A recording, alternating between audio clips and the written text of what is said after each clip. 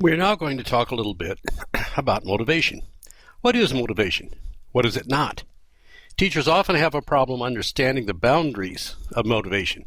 We often believe that we ought to be able to reach inside a child's head and turn the motivation switch on, that it's our failure if a student does not understand. Of course, it doesn't help that this is exactly the standard that state accreditation is assigning to us now. However, that is not really motivation.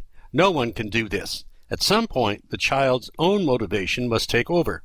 You see, when we want to reach into a child's head and motivate, we are really doing the child a disfavor. We are trying to motivate the child extrinsically, that is, from the outside. However, all of us really know that true motivation comes from the inside, or intrinsic motivation. Intrinsic is best because it comes from within us. It's truly what we want. Think of yourself. What really motivates you to do a better job of teaching? I'll bet it's not money, but rather things like professional recognition, a sense of helping someone, personal satisfaction, a love of teaching. These things are all intrinsic. We'll discuss this a little more shortly, but the point is that, as a teacher, the best you can do to motivate a student is to provide the proper environment, the proper materials, and a personal belief in that child. After that, the child must do the rest.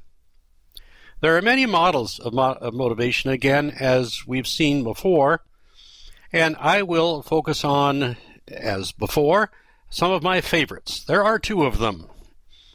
That is, models that really explain the way the world works. And these are Maslow's hierarchy and Hertzberg's motivation hygiene factor, both of which are on your final exam. Maslow's theory has been around, it seems, forever, but has not lost its effectiveness. As you can see in the book, it consists of 5 stages that one must pass through in order to achieve true self-awareness. The thing is, one cannot arrive at the top without going through the levels lower down. That part of the theory has been disproven to a certain extent, since we all know people who have come from more than humble beginnings and made it anyway. However, the model is still a useful one. It tells us that we must have essential support at lower levels, or else we may never achieve self-fulfillment. We need food, security, safety, a positive environment. If we don't have these things, motivation is going to be much more difficult. This is, of course, a factor that is completely overlooked by those who wish to evaluate us as if these factors don't exist. That is why I believe that Maslow is telling us how the world really works. And secondly, there is Hertzberg's motivation hygiene factor. Another excellent motivation model, the most practical and useful one that I have seen, one that I have used in the classroom, and I believe any administrator can effectively use in the classroom. Hertzberg researched motivation in teachers and discovered that motivation is intrinsic, not extrinsic. You can see by the chart that he discovered that those things which do not motivate us but could cause us dissatisfaction are what he calls hygiene factors, and were such things as salary.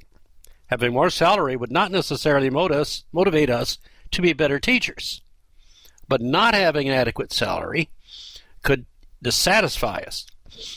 On the other hand, the things that did motivate were professional recognition or self-satisfaction or a belief that we are helping.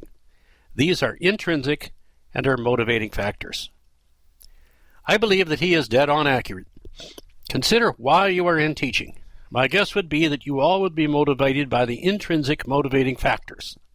Interestingly enough, many motivating factors, as you can see from the chart, might not cost much, but would mean much. This brings us to our discussion topic. We will do this the same way we have been doing it with the same group of 5. You are a new principal in a school with low teacher motivation. How would you go about creating intrinsic motivation for your teachers in order to raise morale and in such a way that there would be little or no cost?